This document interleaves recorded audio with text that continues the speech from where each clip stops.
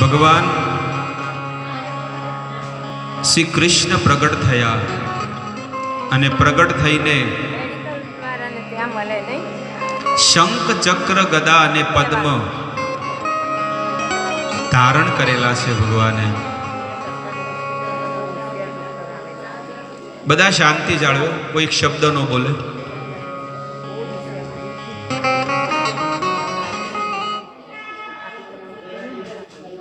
બધા લોકો શાંતિ જાળવે, એક શબ્દ પણ કોઈ બોલે નહીં. તો ભગવાન જ્યારે પ્રગટ થયા, ચતુર્ભુજ રૂપે પ્રગટ થયા. શંખ ચક્ર ગદા અને પદ્મ. ભગવાન પ્રગટ થઈને દેવકી અને વસુદેવજીને 3 જન્મની કથા કરે છે. અને દેવકી વસુદેવજીને કહે છે કે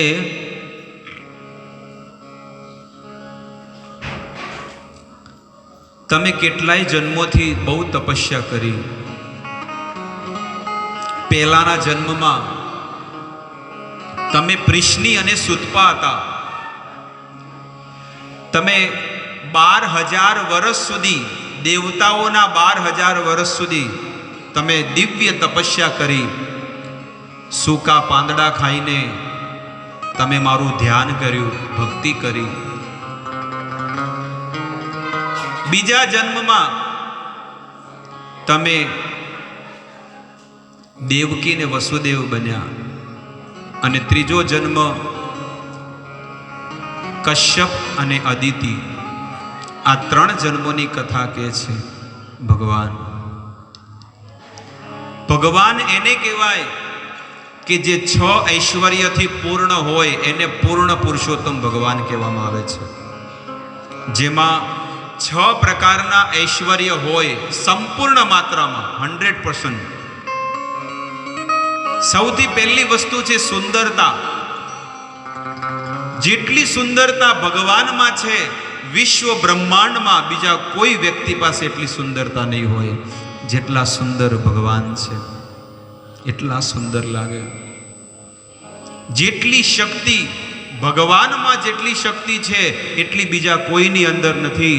કારણ કે ભગવાન જ્યારે જન્મ લીધો, પ્રગટ થયા, 6 દિવસના હતા અને 18 કિલોમીટર મોટી લાંબી પૂતનાનો વધ કરી નાખ્યો હતો.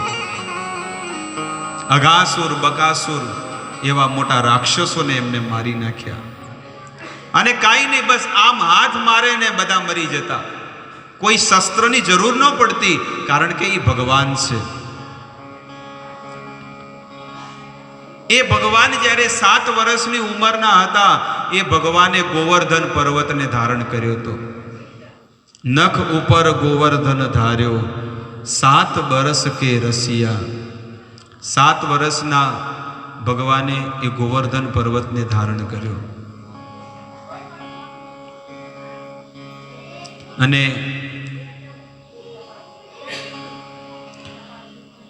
7 વર્ષની ઉંમર, 22 કિલોમીટરનો અત્યારે જે ગોવર્ધન પર્વત છે, પણ જે તે સમયે એ પર્વત, ગોવર્ધન પર્વત લગભગ 100 કિલોમીટરના અંતરમાં હતો. એટલો મોટો પર્વત હતો. તો એટલો મોટો પર્વત પણ ભગવાને તરત ઉપાડી લીધો. એટલે સુંદરતામાં આવે તો ભગવાન છે, શક્તિમાં પણ ભગવાન છે, અને જ્ઞાન, જે ભગવાનમાં જે જ્ઞાન છે એવું સંસારના કોઈ દેવી દેવતામાં, કોઈ સંસારના જીવાત્માની અંદર એટલું જ્ઞાન નથી જેટલું જ્ઞાન પ્રભુમાં છે, ભગવાનમાં છે. એટલે તો અર્જુનને અજ્ઞાન હતું અને ભગવાને 64 કરોડ સેનાની વચ્ચે અર્જુનને જ્ઞાન આપ્યું, ગીતાનો ઉપદેશ આપ્યો. જેવા તેવા કોઈ વ્યક્તિની વચ્ચે નહીં, પણ 64 કરોડ સેનાની વચ્ચે જ્ઞાન આપ્યું. તો ભગવાનમાં જે જ્ઞાન છે એવું બીજા કોઈમાં જ્ઞાન નથી. 3 વસ્તુ. ચોથી વસ્તુ, ભગવાનમાં જેટલું વૈરાગ્ય છે એટલો સંસારના કોઈ જીવાત્માની અંદર વૈરાગ્ય નથી જેટલું વૈરાગ્ય ભગવાનમાં છે. એ તો કોઈ દેવતાઓમાં પણ નહીં હોય કે 11.5 વર્ષ સુધી જે ભગવાન ગોકુળ અને વૃંદાવનમાં રહ્યા, એક જ ઘડીમાં ભગવાને બધું છોડી અને જતા રહ્યા હતા. ઠીક છે.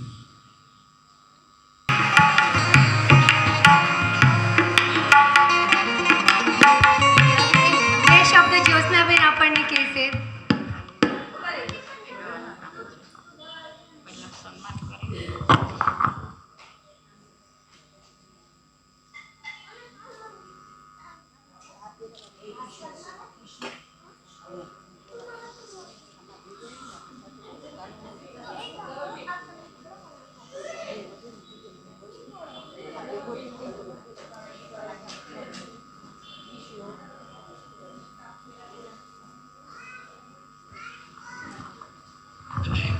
હવે આપણે આરોગ્ય ખાતાના ઉમાબેન પધારેલ છે, તો તેમનું પણ આપણે તાળીઓથી સ્વાગત કરીએ અને તેમનું સન્માન શ્રી સુધાબેન કરશે.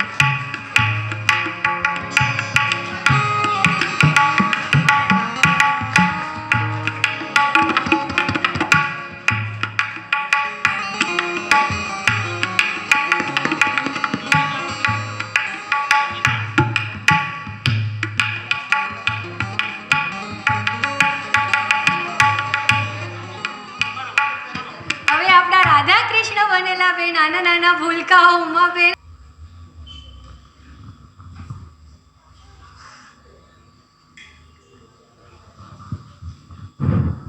જય શ્રી કૃષ્ણ બહેનોને.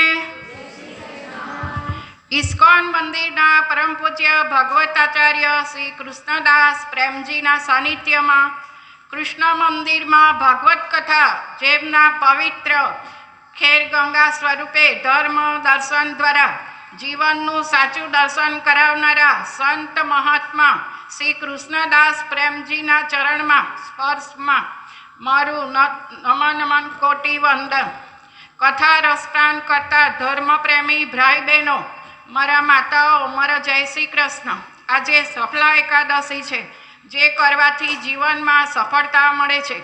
ભગવત કથામાં પવિત્ર ગીતાના ઉપદેશોએ આપણા જીવનમાં ઉતારીએ તો આપણું જીવન ધન્ય થઈ જાય છે.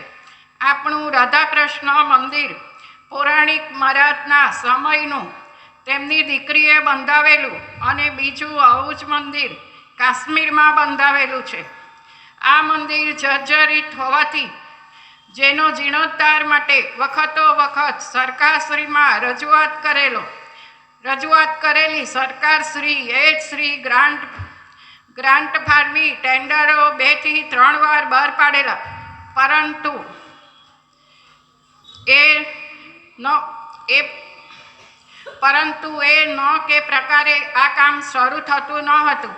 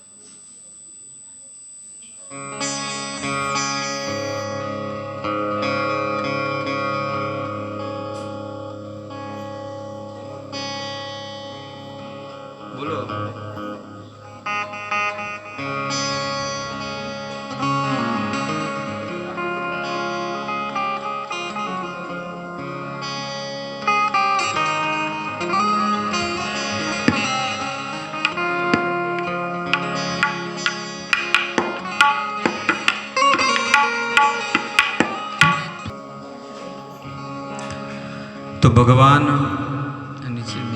નીચે બેસી જાઓ.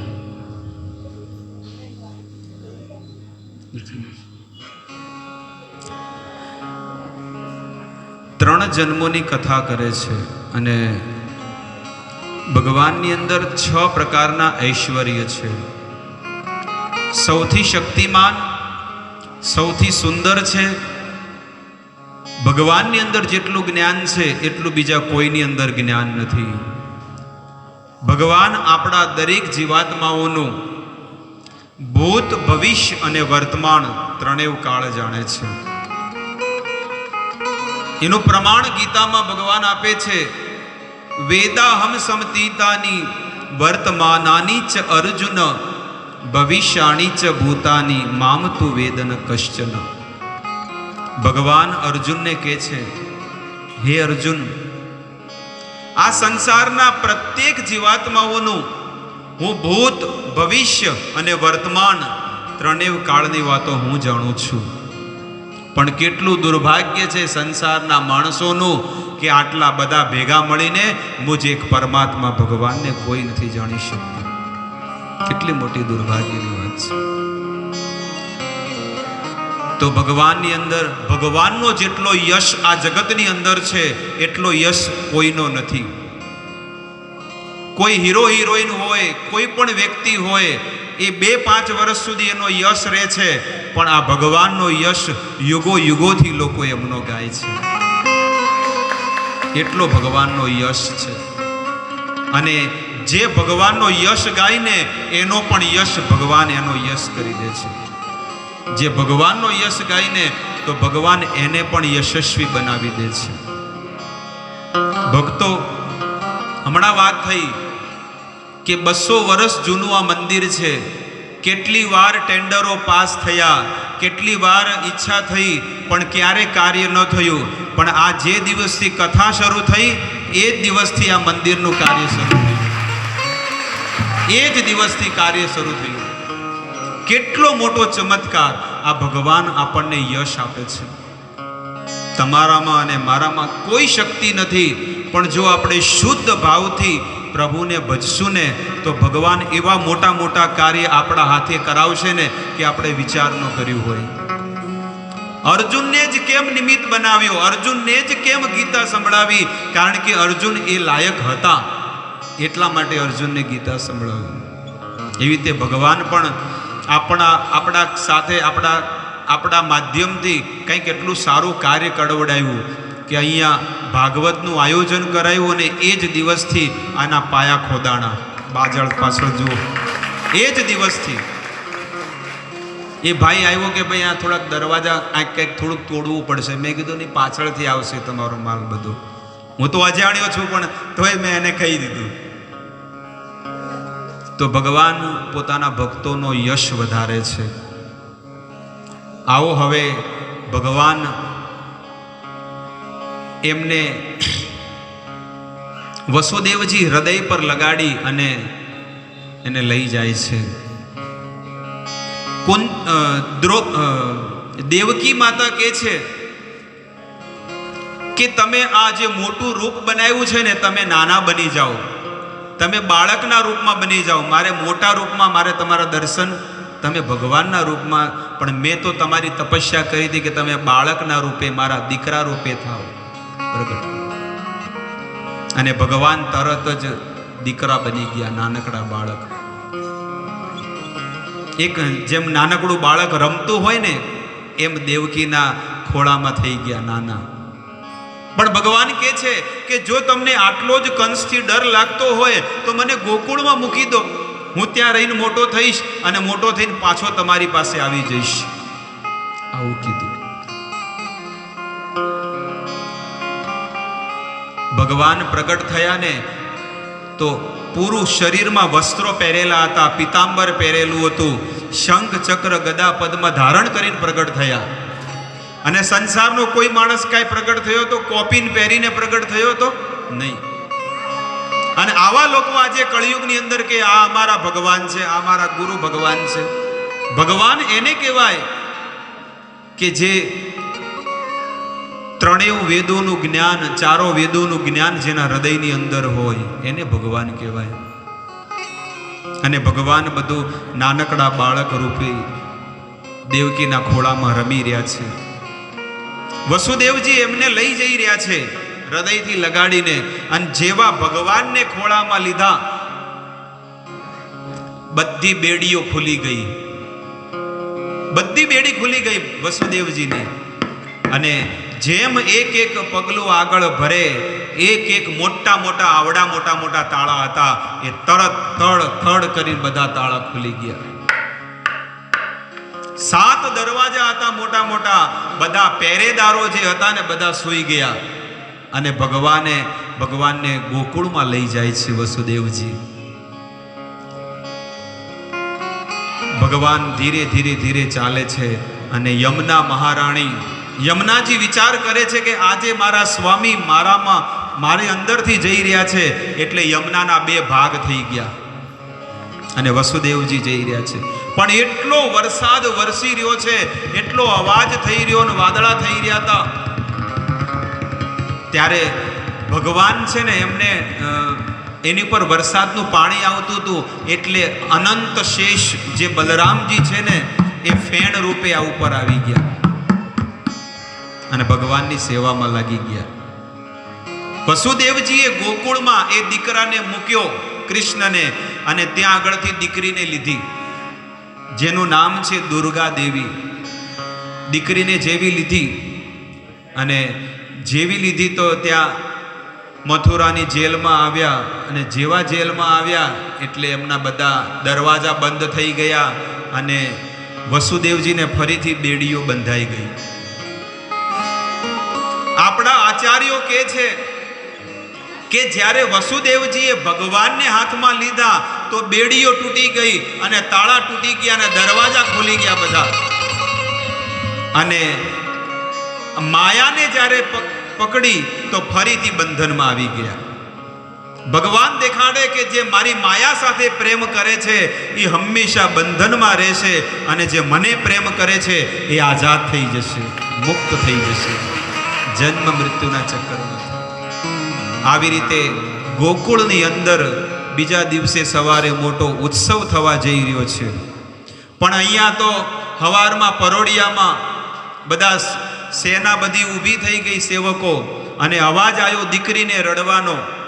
ત્યારે કંસે કીધું હતું કે જે પહેલા સમાચાર મને આપશે એને મું માંગી રકમ આપીશ. તો બધા લોકો દોડ્યા, સ્વામીજી સ્વામી, કે શું થયું? 8મું સંતાનનો જન્મ થઈ ગયો છે. અને કંસ જેવો આવે અને એ બાળકને જ્યારે ઉપાડે, એ બાળક બીજું કોઈ નહીં, એ તો માયા દેવી હતી, દુર્ગા દેવી હતી. અને જેવા પગ પકડી અને પથ્થરમાં પછાડવા જાય એ જ ઘડીએ એ માયા દેવી પ્રગટ થઈ ગઈ અને સાક્ષાત અંબિકા રૂપમાં પ્રગટ થઈ ગયા, દુર્ગા દેવી પ્રગટ થઈ ગયા. અને એ દુર્ગા દેવીના રૂપમાં સ્વયં દુર્ગા દેવી કહે છે, અરે તને મારવા વાળો તો ગોકુળમાં જન્મ લઈ લીધો છે, હવે તારા કાળ, હવે તારો અંત આવી ગયો છે કંસ. આ જગતમાં પણ આસુરી વૃત્તિને કાઢવી હોય ને, લોકોના હૃદયમાંથી, આ સંસારમાંથી આસુરી વૃત્તિને કાઢવી હોય તો ભગવાનનો જન્મ આપણા હૃદયમાં કરાવવો જોઈએ. જેવી રીતે આજે અહીંયા કૃષ્ણ જન્મ મનાવ્યો, એવી રીતે ભજન કરીને, ભક્તિ કરીને આપણા હૃદયની અંદર પણ ભગવાનનો જન્મ કરાવો. આવી રીતે ભગવાન ગોકુળમાં પ્રગટ થયા અને આખા ગોકુળમાં બધાને ખબર પડી કે ઘણા વર્ષો પછી નંદ બાબાને ત્યાં પણ દીકરાનો જન્મ થયો છે. આખા ગોકુળમાં બધા લોકો ઘીથી, માખણથી, દહીંથી બધા લોકો હોળી રમવા માંડ્યા. બહુ ધૂમધામથી ગોકુળમાં બધાએ ઉત્સવ મનાવ્યો. અને વસુદેવજીને મળવા માટે અને નંદ બાબાએ કે લાવો કર ચૂકતે કરું, ટેક્સ ચૂકતે કરવાનો હતો. તો બધા ગાડાઓમાં, બળદ ગાડાની અંદર નંદ ઉત્સવ તો થઈ ગયો, પણ બીજા દિવસે બધા લોકો કે ચાલો કંસને આખા વર્ષનો ટેક્સ ભરીને આવતા રહીએ. તો દૂધ, દહીં, માખણ જે પણ બધું ભરી અને એ લોકોને દેવા જાય છે. ત્યારે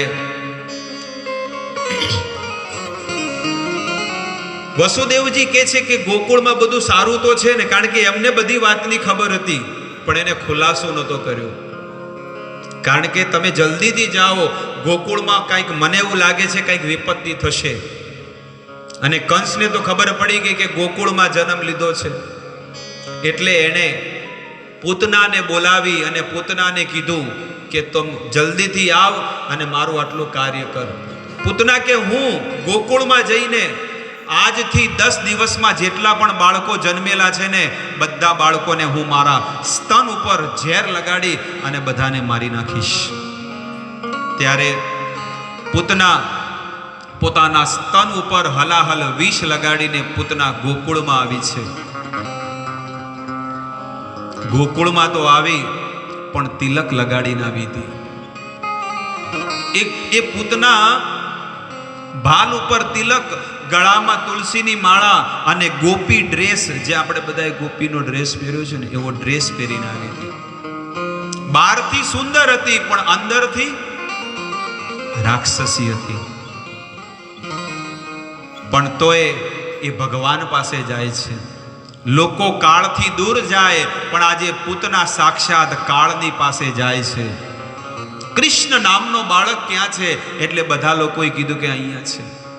એટલી સુંદર પૂતના રાક્ષસી હતી, પણ લક્ષ્મીજીની સમાન એટલું સુંદર એનું ચહેરો હતો.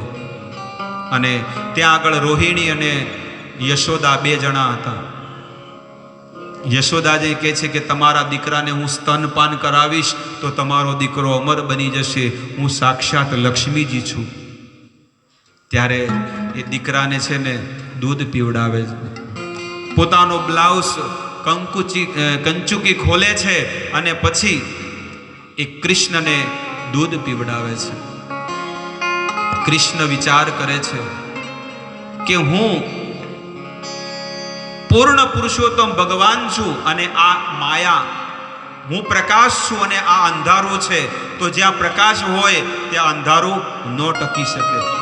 એટલે ભગવાને પોતાની આંખો બંધ કરી દીધી. ભગવાન આંખ બંધ કરીને વિચાર કરે છે કે હજી તો મેં જન્મ લીધો છે, હજી તો હું પ્રગટ થયો છું, અને પ્રગટ થતાની સાથે મારી તો ઈચ્છા હતી કે હું માખણ મિશ્રી ખાવા માટે આવ્યો છું, પણ અહીંયા મને શું ખવડાવે છે? ઝેર ખવડાવે છે. એટલે એ આંખ બંધ કરીને ભોળાનાથને યાદ કરે છે કે ભોળાનાથ આવો અને તમારો ભાગ, કારણ કે તમે તો ઝેર પીવો છો ને, એટલે કે તમે આવીને તમારો પ્રસાદ લઈ લો. ભગવાનની આંખ બંધ કરવાના બહુ બધા કારણો છે. ભગવાન એ આંખ બંધ કરીને સ્મરણ કરે છે કે હું અહીંયા માખણ મિશ્રી ખાવા આવ્યો છું, અને શરૂઆતમાં જ મારે આને મારવી પડશે. એટલે ભગવાન વિચાર કરે છે. ભગવાન હજી એક વિચાર કરે છે કે હું આને મારું, પણ આના કેટલા પુણ્ય ને પાપ છે લાવો જોવા તો દો, પછી મારું. આવી રીતે ભગવાને એ પૂતનાના સ્તનપાન કરે છે. અને એ સ્તનપાન કરે જ્યારે, એટલે ભગવાને ઝેર પણ પીધું, પૂતનાનું દૂધ પણ પીધું, અને પૂતનાના પ્રાણ પણ પીવે છે. જેવા પ્રાણ પીવા જાય એ જ ઘડીએ પૂતના રાક્ષસીના રૂપમાં થઈ ગઈ, અને લગભગ 18 કિલોમીટર જેવી મોટી રાક્ષસી પૂતના થઈ. અને ભગવાને એનું સ્તનપાન કર્યું, ઝેર પીધું, અને પૂતનાના પ્રાણ પણ ભગવાન પી ગયા. આવી રીતે પૂતનાના પ્રાણ પી ગયા ભગવાન. અને પૂતના કંસના જે બગીચો હતો ને, એ બગીચામાં જઈને પડી. એટલી મોટી રાક્ષસી, 18 કિલોમીટર, 3 કોસ દૂર, 6 તરી 18 કિલોમીટર, એટલે એટલી મોટી રાક્ષસી પૂતનાનો વધ કરી નાખ્યો. પણ પૂતનાને કીધું કે તું મારું ઘર ખાલી છે, લે આ ચાવી વૈકુંઠની, તું જા અને હું પણ પછી આવીશ. જુઓ, જે રાક્ષસી પૂતના ભગવાનને મારવા આવી છે, એ ભગવાન શું કરે છે? એને પોતાનું ઘર આપી દીધું. તમારો કોઈ મર્ડર કરવા આવે, અને તમારું મર્ડર કરે, તમે કહો લો મારો ફ્લેટ બંગલો છે અહીંયા, એમાં તમે રહેજો. કોઈ કરે એવું? પણ ભગવાન કેટલા દયાળુ છે કે જે રાક્ષસી ભગવાનને મારવા આવી તો ભગવાન એને વૈકુંઠ ધામ આપી દીધું, પોતાનું ધામ આપી દીધું. એવા દયાળુ છે. અને એવા દયાળુને કૃપાળુની આવી દયા જોઈને તો બધા એમનું ભજન કરે છે, એમની ભક્તિ કરે છે, એમને નમે છે, એમને પ્રેમ કરે છે. ઠાકુરજીને પૂતનાએ શું કર્યું હતું? કોઈ માળા કરી હતી, કોઈ મંદિરમાં ગઈ હતી, કોઈ અગિયારસ કરી હતી, કાંઈ નહોતું કર્યું. એને માત્ર એક જ વસ્તુ કરી હતી, એ ભગવાન પાસે ગઈ હતી. ભલે કોઈ પણ ખરાબ ભાવથી ગઈ હતી તો પણ કોની પાસે ગઈ હતી? પ્રભુ પાસે ગઈ હતી. તો પણ ભગવાને એને સ્વીકાર કરી કે નહીં કરી? એને શું કર્યું હતું? એને તિલક કર્યો હતો, ગળામાં માળા પહેરી હતી અને ગોપી વસ્ત્ર પહેર્યા હતા. બસ કે છે કે બાહરિક પણ જો કોઈ આવો ઢોંગ પણ કરે છે તોય ભગવાન કહે છે હું એનું કલ્યાણ કરી દઉં છું, હું એનો ઉદ્ધાર કરી દઉં છું. તો જે પ્રેમથી હૃદયથી શરણાગત થઈને જો ભગવાનનું ભજન કરે તો ભગવાન પછી કે એમાં ક્યાં મોટી વાત છે? નિશ્ચિત હું એનું કલ્યાણ કરું, એનો ઉદ્ધાર કરું છું. આવી રીતે ભગવાને બહુ બધી લીલાઓ કરી, પણ એ લીલાઓ આજે આપણે કાલે કથા શ્રવણ કરશું. આજે આપણે ભગવાનની એક બીજી લીલાનું શ્રવણ કરવાનું છે અને એ છે ગોવર્ધન લીલા. આ ગોવર્ધન લીલામાં આ ગોવર્ધન જન્મ પ્રાગટ્યની અંદર જેણે જેણે મદદ કરી છે કોઈ પણ રીતે ભગવાન એ બધું જોઈ રહ્યા છે કે કોણ મારા માટે શું બનાવીને લાવ્યું છે. અને જે ગોવર્ધન બનાવ્યો છે અને જે ભગવાનને શણગાર કર્યો છે, ભગવાન એ ભક્તોથી બહુ પ્રસન્ન થશે. કેટલું સુંદર લોકોએ અલગ અલગ પ્રકારના ભોગ બનાવ્યા, પણ મોઢામાં પાણી ન લાવતા આજે કોઈને નહીં મળે. એમ હા, પણ 11 છે ને આજે કોઈ ખાતા નહીં હો, નહીં તો દોષ અમને લાગશે. દેવા વાળાને પણ દોષ લાગે છે, ખાવા વાળાને પણ લાગે છે અને પુરાણીને લાગશે. હા ના, આજના દિવસે તો ન ખવાય કથાનો મહાપ્રસાદ, ચોખ્ખી વસ્તુ છે. હા, આ કથાનો પ્રસાદ જે છે ને હકીકતમાં આજે ન વેચવો જોઈએ. જો પુણ્ય 7 દિવસની કથાનું પુણ્ય જો પ્રાપ્ત કરવું હોય તો હું તમને ફેક્ટ સાચી વસ્તુ કહું છું. આ ફરાળની આપી શકો છો, ફ્રૂટ આપી શકો છો, પણ આજે તમે આપશો તો તમે એ દોષના ભાગીદાર બનશો. મેં કીધું એ કાર્ય કરવું કે ન કરવું, ડૉક્ટર તમને સલાહ આપે કે ભાઈ આ આવું કાર્ય, એ કાર્ય કરવું કે ન કરવું તમારી પર ડિપેન્ડ છે. ઠીક છે, 12 કલાક રાહ જોવાની છે, કાલ સવારે દિવસ ઉગવાનો જ છે. તો ગોવર્ધન મહારાજની કથા આપણે શ્રવણ કરીએ. બધા પ્રેમથી મારા ઠાકુરજીની એ કથાને શ્રવણ કરો અને પછી આ કથાને આપણે વિદાય આપશું.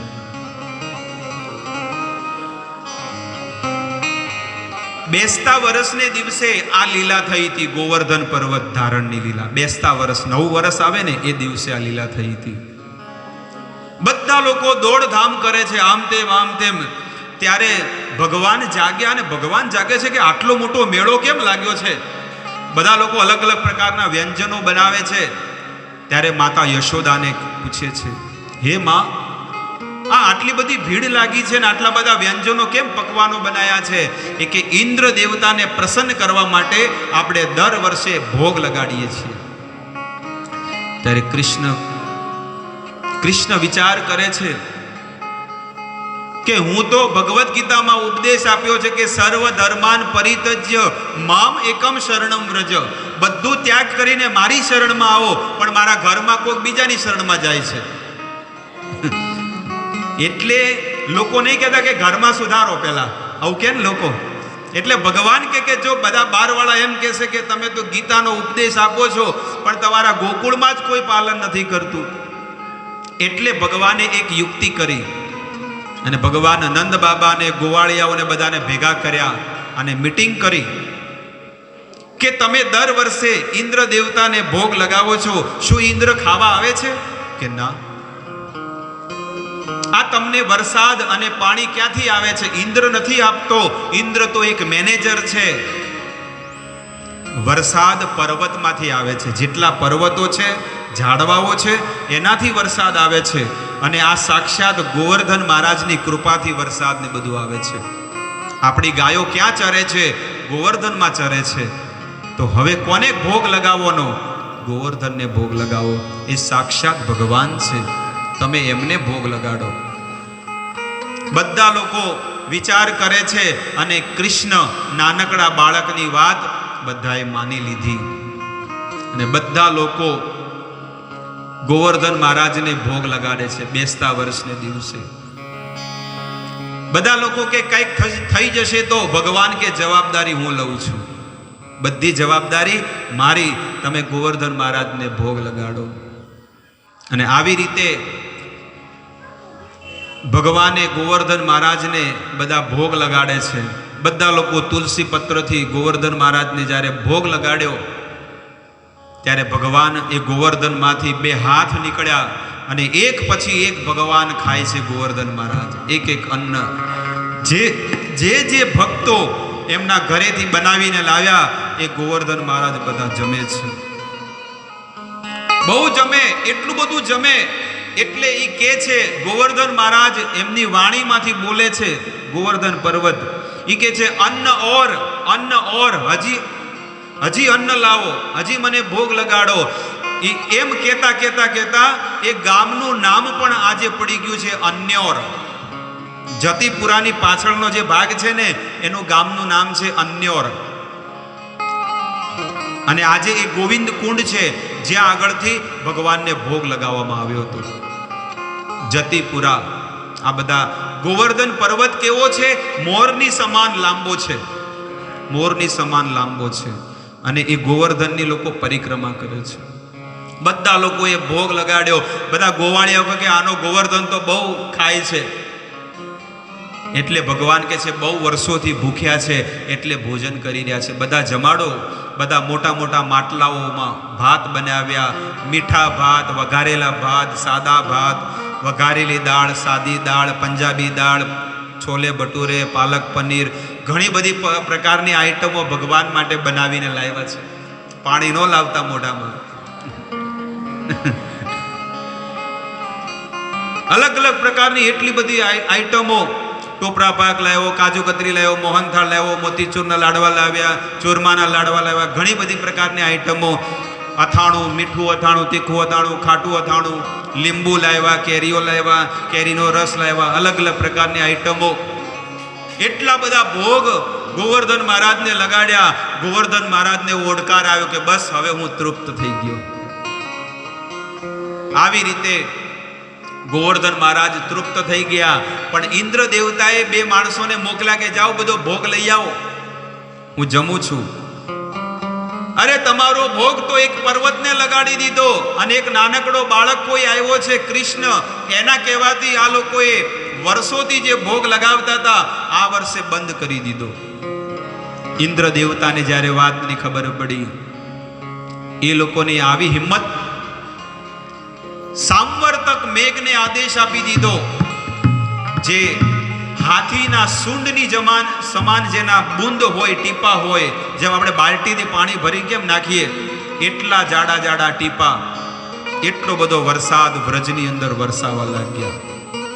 જો બાબા નંદ બાબા મેં કહેતા હતા ને ઇન્દ્ર દેવતા ક્રોધે ભરાશે, પણ સંસારના જીવોને ભગવાન દેખાડે છે કે જો તમે દેવી દેવતાઓનું, પિતૃઓનું, કોઈ સંસારના માણસોનું તમે એની સેવા કરો કે ભજન કરો, સંસારના લોકો અને દેવી દેવતાઓ તમને નિશ્ચિત તમને વિશ્વાસઘાત કરશે.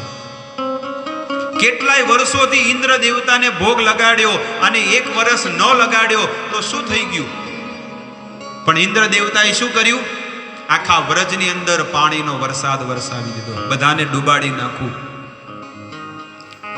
આજ સુધી લોકો કહે છે ને કે મને શનિ નડે, ગુરુ નડે, મંગળ નડે, આ બધા દેવી દેવતાઓ નડે છે. આજ સુધી કોઈએ કોઈના પોતાના વાણીથી ક્યારે સાંભળ્યું હોય તો કયો કે મને કૃષ્ણ નડે કે મને રામ નડે છે. કોઈને સાંભળ્યું હોય તો કહો મને. બધું નડે પણ આ નથી નડતા. ભગવાન કહે છે હું તમારો પરમ પિતા છું, તમે મારા પુત્ર છો. મમેવ અંશો જીવ લોકે જીવ ભૂત સનાતન, તમે મારા અંશ છો અને હું તમારો પિતા છું. હું ક્યારે નડવાનું કામ કરતો નથી. બહુ બધો વરસાદ આવ્યો એટલે ઇન્દ્ર દેવતા એટલો વરસાદ વરસાયો. હવે બધા કૃષ્ણની શરણમાં ગયા કે હે કૃષ્ણ, તું તો કહેતો હતો ને કે કાંઈ નહીં થાય, આટલો બધો વરસાદ, બધા ડૂબવા માંડ્યા છે, ઘરો ડૂબાઈ ગયા, કેટલો ચાર પોળો પલળી ગયો છે અને ગાયો આપણી ભાંભરે છે. હવે શું કરીએ? આ વ્રજ ઉપર, વ્રજ 84 કોષમાં બહુ મોટી વિપત્તિ આવી છે. તમે ચિંતા ન કરો, આપણે બધા ગોવર્ધનની શરણમાં જશું. અને ભગવાને ગોવર્ધનની તળેટીમાં આમ હાથ નાખ્યો અને જેવો હાથ નાખ્યો, હાથ નાખતાની સાથે પર્વતને જેવો ઉછાળ્યો, તરત જ પર્વત ઉપર થઈ ગયો અને ભગવાને પોતાની ટચલી આંગળી ઉપર એ ગોવર્ધન પર્વતને ધારણ કરી દીધો. વ્રજના સંતો કહે છે કે નખ ઉપર, આંગળી ઉપર પણ નહીં પણ નખ ઉપર ગોવર્ધન ધાર્યો, 7 વર્ષ કો રસિયા. 7 વર્ષના એ બાળકે એટલો મોટો પર્વત પોતાની ટચલી આંગળી પર જ્યારે ઉપાડ્યો, બધા લોકો પ્રસન્ન થઈ ગયા અને બધું પાણી ત્યાંથી ગાયબ થઈ ગયું. કારણ કે ભગવાને પર્વતની ઉપર સુદર્શન ચક્રને ઉપર રાખેલું, એટલે સુદર્શન ચક્રથી એ બધું બળી ગયું. પાણી બધું જેટલો વરસાદ આવે ને બધું બાળી નાખે. અને આ બધા લોકોને કીધું કે તમે બધા ગોવર્ધન મહારાજની શરણમાં આવી જાઓ. બધા લોકો ગોવર્ધનની શરણમાં આવ્યા અને બધા લોકો આનંદથી કીર્તન કરે છે, નાચે છે. બધા 1 દિવસ 2 દિવસ 3 દિવસ વરસાદ તો ચાલુ છે, ત્યારે ઓલા ગોવાળિયાઓ કહે છે અરે કાના, તું તો થાકી ગયો હશે, એક કામ કર ને, તું થાકી ગયો છે, તું હવે થોડોક આરામ કર. શું કહે છે કે તું આરામ કર, અમે બધા છે ને લાકડીના ટેકે ટેકે બધાને આ પર્વતને ઉપાડીને રાખશું. ભગવાન દેખાડે છે કે આ જગતનો બધાનો ભાર છે ને હું ઉપાડી શકું, બીજો કોઈ ન ઉપાડી શકે. ભગવાન શું કહે છે? આ જગતમાં માણસોનો બધાનો ભાર હું ઉપાડું. તમે એમ લાકડીના ટેકે ટેકે કે હું ઘર ચલાવું છું, હું ચલાવું છું, મારા દ્વારા આ કામ થયું નહીં. શક્તિ બધી ભગવાન આપે છે. ત્યારે એ ગોવર્ધન પર્વત ભગવાન કે ઠીક છે, ઓકે, તમે બધા ઉપાડી શકતા હોય તો હું આ આંગળી નીચે કરું છું. અને જેવી બધા લોકો કે ઠીક છે, કાંઈ વાંધો નહીં, અમે બધા લાકડીના ટેકે ને હાથ પકડી પકડી ઊભા છીએ, તમે તારા કૃષ્ણને કહે તું તાર નીકળી જા. અને જેવો ભગવાન આંગળી નીચી કરે કે એ ગયો ગયો ગયો ગયો, ઉભા ઉભા ઉભા. આ તો તું જ કરી શકે કાના, આ જગતમાં બીજું કોઈ ન કરી શકે. અને ભગવાન જ્યારે ગોવર્ધન પર્વત ધારણ કરીને ઊભા છે ત્યારે બધા લોકો કહે છે કે અરે આ છે ને આનામાં કોઈ તાકાત નથી, આ તાકાત તો છે ને અમારી છે. કछु માખન કો બલ બધ્યો, કछु ગોપન કરી સહાય, और व्रज रानी राधा रानी की कृपा से तूने गिरिवर लियो उठाए. શું કહે છે કે કછું માખણ કો બલ વધ્યો. આ બધાના ઘરે ઘરે ચોરી ચોરી કરી કરીને માખણ ખાઈને તાકાત બનાવી છે. આ કાનો શું કરે છે? બધાના ઘરે ચોરી કરીને માખણ ખાય છે, એટલે એની તાકાત વધી છે. કછું ગોપન કરી સહાય, અને થોડી થોડી અમે સહાય કરી છે, મદદ કરી છે. અને બીજું કાંઈ નહીં પણ અમારી જે વ્રજની જે રાણી છે, વ્રજ રાની રાધા રાની કી કૃપા છે તુને ગિરિવર લિયો ઉઠાય. બધા લોકો આવી રીતે વાત કરે તોય ભગવાન આનંદિત થઈ ગયા. આવી રીતે 7 દિવસ સુધી 7 રાત સુધી ભગવાને ગોવર્ધન પર્વતને ધારણ કર્યો. અને જ્યારે 7 દિવસ પૂરા થયા, ઇન્દ્ર દેવતાએ જોયું કે હવે તો આખું ગોકુળ ડૂબાઈ ગયું હશે, લાવો એનો થોડો પિક્ચર તો આપણે ફોટા તો પાડી આવો, જઈને શૂટિંગ તો કરતા આવો કેવું થયું છે. અને જેવો ઇન્દ્ર ઐરાવત હાથી પર આવે, જોવે તો બધા આનંદમાં, બધા પોતપોતાના ઘરે લીલા લહેર કરીને છે. ત્યારે ઇન્દ્ર દેવતાને બહુ પછતાવો થયો કે મેં બહુ ખોટું કાર્ય કર્યું છે, હું ભગવાનને ન ઓળખી શક્યો.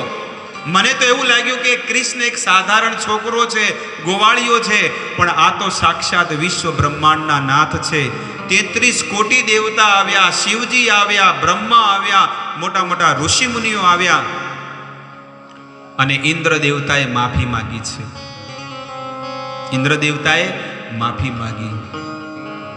બધા દેવતાઓ કે છે જો ભગવાનને સુખી કરવા હોય, ભગવાનને પ્રસન્ન કરવા હોય તો સ્વર્ગમાંથી સુરભી ગાય મંગાવો અને એ દેશી ગાયનું દૂધથી ભગવાનનો અભિષેક કરો.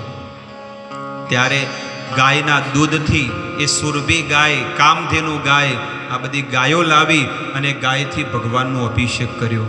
ભગવાનને નવા વસ્ત્ર પહેરાવ્યા અને ભગવાનનું નામ પાડ્યું. ઇન્દ્ર દેવતાએ ભગવાનનું એક નામ પાડ્યું અને નામ છે ગોવિંદ. એ મૂળ નામ છે. કૃષ્ણ પણ મૂળ નામ નથી, પણ મૂળ નામ ગોલોક વૃંદાવનમાં મા યશોદા કૃષ્ણને ગોવિંદ તરીકે ઓળખે છે. આવી રીતે ઇન્દ્ર દેવતાએ ભગવાનનું ગોવિંદ નામ આપ્યું, ગોપાલ નામ આપ્યું કે તમે ગાયોનું પાલન કરશો, તમે ગાયોની રક્ષા કરશો. આવી રીતે 7 દિવસ સુધી ભગવાને એ ગોવર્ધન પર્વતને ધારણ કર્યો. અને બીજી પણ વ્રજની બહુ બધી લીલા કથાઓ છે, એ પણ લીલા કથાઓ આપણે સાંભળશું. ભગવાન થોડા થોડા ધીરે ધીરે મોટા થાય છે. ધારો કે 5 વર્ષના જ્યારે ભગવાન થયા, એટલે 1 થી 4 વર્ષમાં તો ભગવાન છે ને ખાલી વાછરડા ચરાવવા જ જતા હતા. અને જ્યારે 5 વર્ષ પૂરા થયા એટલે ભગવાન યશોદા અને નંદ બાબાને કહે છે, અરે બાબા, હું તો બહુ મોટો થઈ ગયો છું, એટલે હવે હું વાછરડા નહીં ચરાવું, પણ હવે હું છે ને ગાયો ચરાવીશ. ત્યારે ભગવાન ગાયો ચરાવે છે. ગાયો ચરાવવા જાય અને મોટા મોટા રાક્ષસો, અઘાસુર, બકાસુર, એક અઘાસુર અજગરના રૂપમાં હતો અને મોટું મોઢું ખોલીને બેઠો હતો અજગરના શરીરમાં. બધા ગોવાળિયા કે અરે આપણા ગોકુળમાં, આ વૃંદાવનમાં આટલો મોટો પર્વત કેવી રીતે આવી ગયો અને કેટલી મોટી ગુફા છે એની. એટલે કે ચાલો તે આપણે ગુફામાં જઈએ. અને જેવા બધા ગોવાળિયા અંદર ગુફામાં જાય, બધા બેભાન થઈ ગયા, કારણ કે અજગર હતો. અને કૃષ્ણ પણ અંદર જાય છે. અને બધા ગોવાળિયા જ્યારે બેભાન થઈ ગયા એટલે ભગવાન શ્રી કૃષ્ણએ પોતાના શરીરનો એટલો વિસ્તાર કર્યો કે અજગર આખો ફાટી ગયો. અને ભગવાને ગોવાળિયાઓની રક્ષા કરી. આવી અઘાસુર, બકાસુર, કેશી, પૂતના, એવી મોટી મોટી રાક્ષસીઓ ને કેટલા મોટા મોટા અસુરો ત્યાં આગળ આવતા. એક ઘેનુકાસુર કરીને રાક્ષસ હતો, જે તાલવનમાં રહેતો હતો. તાલવન, અને તાલવન આખો એરિયા એનો હતો. તે બધા ગોવાળીઓ કે અરે કાના, આજે અમારે ભૂખ લાગી છે, અમારે તાલના ફળ ખાવા છે. તાળ ગોળા કે ને, શું કે તાળ ગોળા, એ મારે તાલના ફળ ખાવા છે. ત્યારે ભગવાન કે કાંઈ વાંધો નહીં, ચલો આપણે ખાઈએ. પણ ત્યાં આગળ એક અસુર રહે છે જેનું નામ છે ઘેનુકાસુર, ગધેડાના શરીરમાં હતું. ચિંતા ન કરો. અને બધા ઝાડ હલાવવા માંડ્યા. એટલા મજબૂત ઝાડ ભગવાન હલાવે છે. અને જેવા ઝાડ હલાવે એટલે તાળગોલા બધા નીચે પડે. બધા જેવા નીચે પડે એટલે ઓલા રાક્ષસને ખબર પડી કે કોણ મારા આ વનમાં આવ્યું છે, બગીચામાં. ત્યારે આગળના પગથી અને પાછળના પગથી એ ગધેડાના શરીરમાં અસુર ભગવાનને લાત મારવા જાય. પણ ભગવાને શું કર્યું? પાછળના 2 પગ પકડ્યા અને પગ પકડીને ગોળ ગોળ ગોળ ઘુમેડે છે અને જોરથી આકાશમાં પછાડે. એટલે જે 2 ઝાડ હોય ને એની વચ્ચે ઘેનુકાસુર ત્યાં સેટ થઈ જાય આખું. એવી રીતે કાકા, મામા, ભાણા જેટલો પરિવાર આવ્યો એ બધાના પગ પકડી ગોળ ગોળ ગોળ ગઈને આકાશમાં ઉડાડે અને આખું વાદળોની સમાન થઈ ગયું. અને બધા નીચે પડ્યા. બધા હવે એટલી બધી ડેડ બોડીઓ પડી એટલે કે અહીંયા હવે અમારે કાંઈ ખાવું. બધા ગોવાળીએ કે મળદા પડ્યા છે બધા, અને એવું ખવાય આપણે કે ચાલો હવે. આવી રોજની અલગ અલગ પ્રકારની લીલાઓ કરે. રોજ બધા ગોવાળિયા પોતાના ઘરેથી અલગ અલગ પ્રકારના વાનગીઓ બનાવીને લાવે, અને જ્યારે યમુનાના તટ ઉપર આજે પણ એ ભોજન થાળી છે. ભોજન થાળી એટલે એક સ્થાન હતું. આજે પણ એ પર્વત, એ જે પહાડ છે ને, એ પર્વત ઉપર આવી બધી ડિઝાઇનો છે વાટકીઓની, જ્યાં આગળ ભગવાન બેસીને જમતા. જોયું છે? હા, ભોજન થાળી એને કહેવાય. અને ત્યાં આગળ બેસીને ભગવાન જમતા, અને પથ્થર ઉપર છે ને અલગ અલગ પ્રકારની વાનગીઓ મૂકતા. એવી ડિઝાઇનો હતી વાટકીઓની, હોલ પડેલા હતા. અને ભગવાનને બેસાડતા, અને આજુબાજુ બધા લોકો બધા બેસી અને લોકો એને અલગ અલગ પ્રકારના અથાણા લઈ આવે કે જો કાના, મારી મમ્મીએ, મારી બાએ કેટલું સુંદર અથાણું બનાવ્યું છે. આંગળી ઉપર લગાડે, બધી આંગળી ઉપર, અને કૃષ્ણને ખવડાવે કે કાના તું પહેલાં ખા. અલગ અલગ પ્રકારની વાનગીઓ બનાવે છે, અલગ અલગ પ્રકારના વ્યંજનો બનાવે. આવી રીતે 56 પ્રકારના ભોગ એ કાનાને જમાડતા, અને જ્યારે ભગવાનને જમાડે ને એટલે લઈ લેતા. ભગવાનને જમાડે ને એટલે લઈ લેતા, અને મોઢેથી લઈ લેતા, ડૂંકાવતા. આવી રીતે ભગવાનનું એઠું કાનાઓ ખાય, ગોવાળિયાઓ ખાય, ને ગોવાળિયાઓને એઠું ભગવાન ખાતા. એટલો પ્રેમ ભગવાન કરે. આવી રીતે વ્રજની અંદર બહુ બધી ભગવાનની લીલાઓ થઈ છે. પણ આપણે ગોવર્ધન મહારાજની આરતી, ભગવાનની માળા અને ઘણું બધું સેવાઓ બાકી છે, તો એ બધી આપણે પૂરી કરવાની છે. તો અહીંયા જ હું મારી વાણીને વિરામ આપું છું. હવે આપણે બધા ભેગા મળીને, ભગવાનનો જન્મ થયો છે તો ભગવાનના જન્મ દિવસ નિમિત્તે આપણે બધા ભેગા મળીને એક માળાનો જાપ કરશું.